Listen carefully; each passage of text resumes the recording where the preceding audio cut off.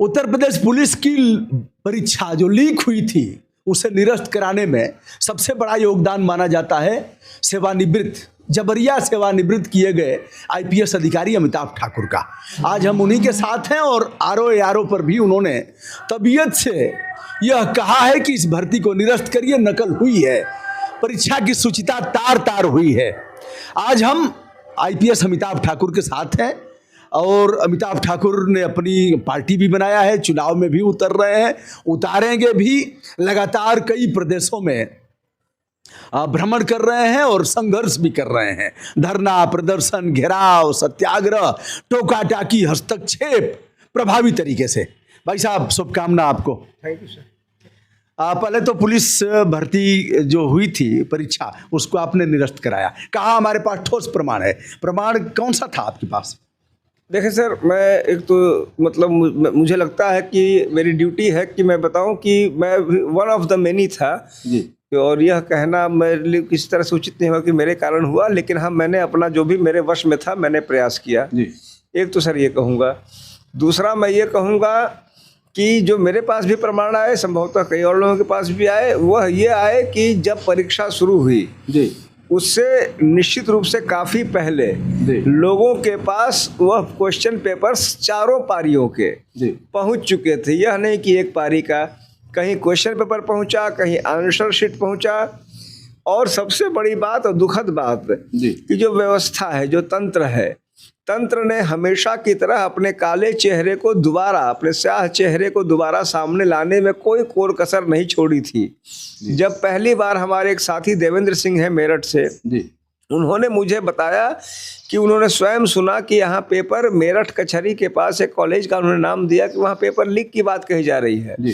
मैंने इस पर जब ट्वीट किया यूपी पुलिस को, तो मेरठ पुलिस ने जवाब दिया, अफवाह फैलाना बंद करें और गलत बात न करें, कुछ भी गलत नहीं हुआ है। यानी, और इससे पहले उन्होंने देवेंद्र सिंह का मैंने नाम और मोबाइल नंबर दिया था, उससे पूछताछ तक नहीं की। फिर मैंने एक दूसरा प्रकरण देखा तो दोबारा कहा कि आप केवल असत्य व भ्रामक बातें कह रहे हैं।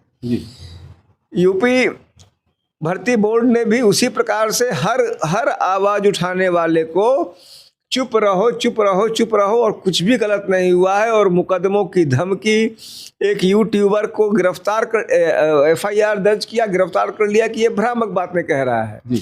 मौजूदा शासन तंत्र जो है श्री योगी आदित्यनाथ जी के नेतृत्व में, उसने एक नया विधान प्रारंभ किया है भ्रामक सूचना का। यह विधान अब तक किसी ने नहीं आजमाया था। यह नया रंग इन्होंने डाल दिया प्रशासन में। अब एक लेखपाल भी कहता है भ्रामक सूचना है, भ्रामक सूचना है।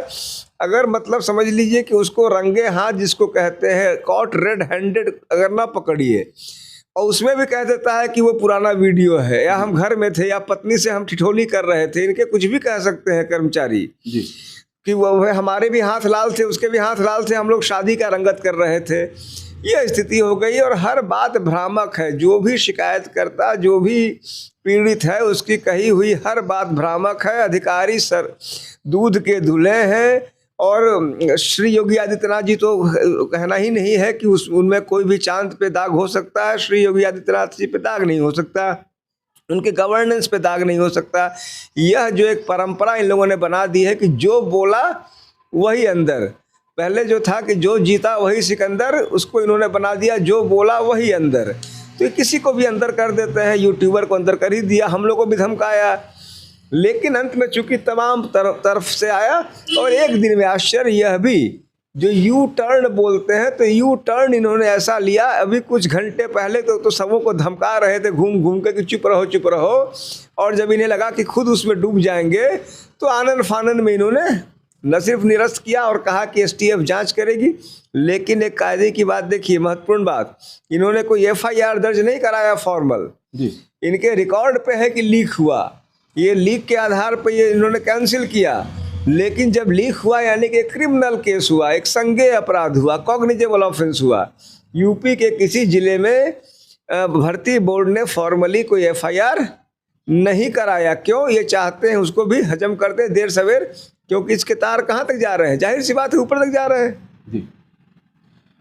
एक अपराध दर्ज हुआ था कृष्णा नगर में, वहाँ के एसएचओ ने दर्ज कराया था, इंस्पेक्टर रैंक के अधिकारी ने, जिसमें बताया था कि यह नकल हो रही थी और मोबाइल के व्हाट्सएप पर इतना बज के इतना मिनट पर आया था, 12:56 पर।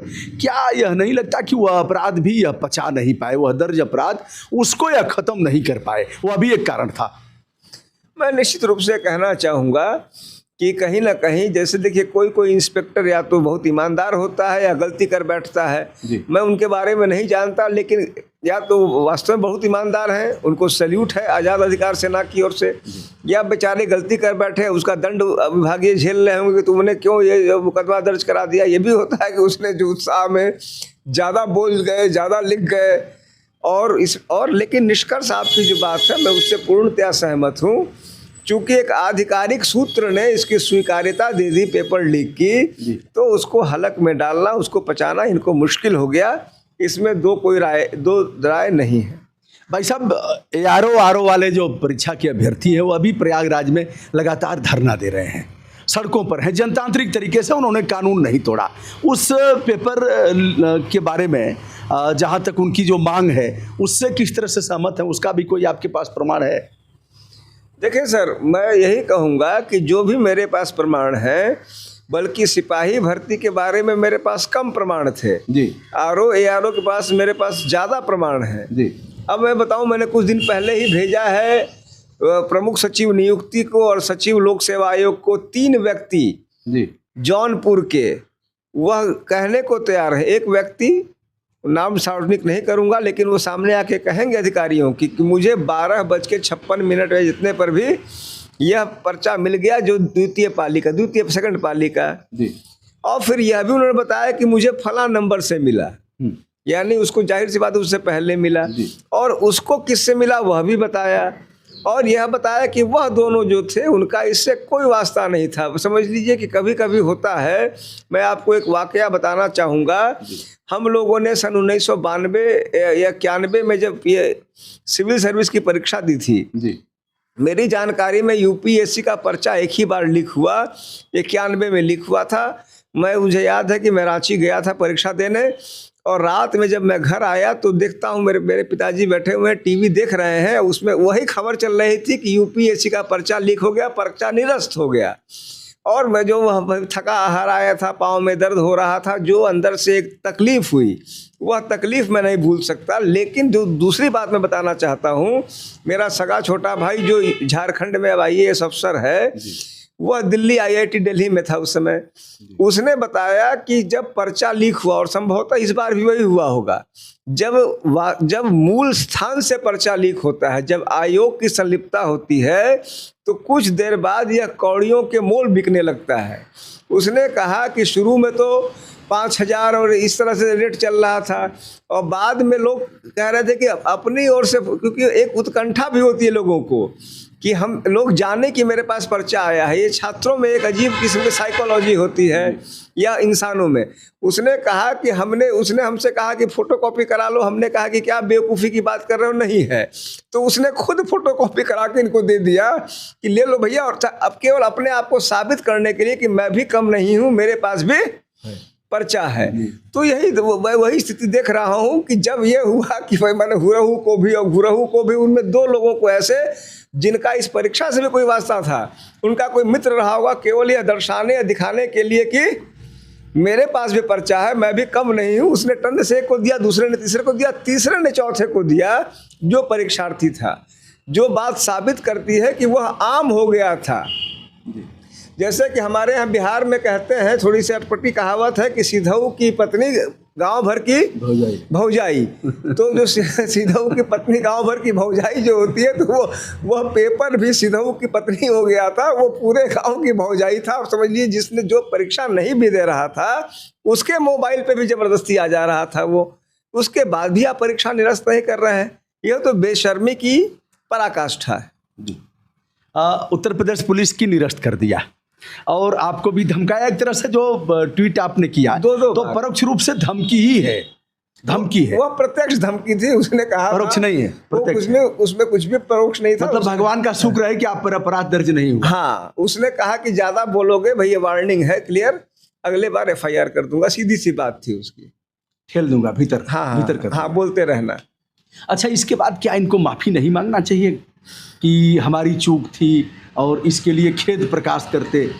यह अहंकार है, इसको क्या बोलेंगे? देखिए, मतलब मैंने एक युग पुरुष का नाम लिया, श्री योगी आदित्यनाथ जी का, और जो सबों के युग पुरुष हैं श्री नरेंद्र मोदी जी, उन्होंने कई नई विधाएं इस देश को दी हैं जी। उसमें एक विधा है जिसको आपदा में अवसर बोलते हैं जी। आपदा में अवसर, जिस शब्द के अब कई मतलब निकाल दिए गए हैं और ज़्यादातर सही मतलब निकाले गए हैं। तो यह आपदा में अवसर वाले लोग हो गए हैं, यानी बेशर्मी, शर्म से अब कोई वास्ता नहीं रह गया है।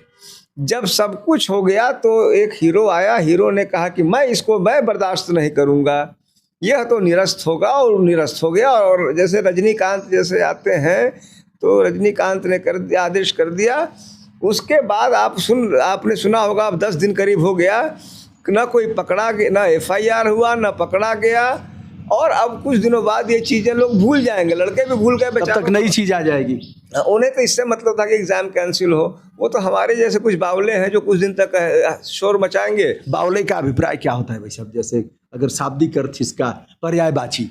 देखिए, आपदा में अवसर जिस प्रकार जो है एक शब्द विशेष है, उसी प्रकार से बावले का अर्थ आज की तारीख में तो मैं यही समझता हूँ कि जो स्थापित रीति नीतियाँ हैं ऊपर वालों की, यानी जो सत्ता के केंद्र में है, ताकत में है, उनकी बातें अगर आप नहीं मानते हैं, उनके कथनानुसार नहीं चलते हैं, उनके प्रत्येक बात का पूर्ण अनुसरण अनुगमन नहीं करते हैं, और उसमें किसी प्रकार, जैसे मैंने मान लिया श्री नरेंद्र मोदी जी के विषय में मान लिया कहा कि आपदा में अवसर की बात उन्होंने कही, तो कहा जाएगा कि देखो ये द्रोही है, देशद्रोही है, यह बावला भी है, मूर्ख भी है, और इसकी हैसियत क्या है? जाहिर सी बात है, मेरी कोई हैसियत नहीं है, मैं एक बर्खास्त शुदा एक अफसर हूँ, और फिर मेरी दुनिया भर का मेरा सिजरा निकाल दिया जाएगा कि यह तो यह भी है और यह भी है, यह भी है। यानी attack is the best defence की जो पॉलिसी है, भारतीय जनता पार्टी ने उस पॉलिसी को एक्सेल कर लिया है।